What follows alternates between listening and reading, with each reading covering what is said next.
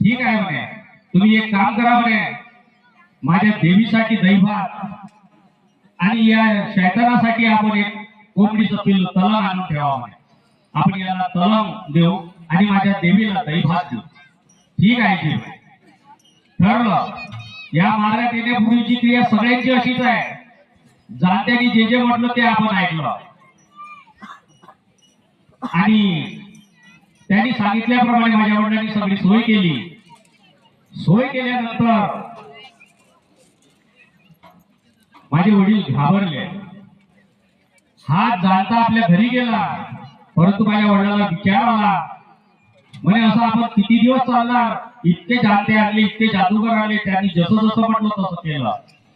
दुसऱ्या दिवशी सकाळी उमरेडला या मार्गाचे सेवक आणि मार्गदर्शक नारायणरावजी चिचघरे होते. त्यांच्याकडे जाऊन माझ्या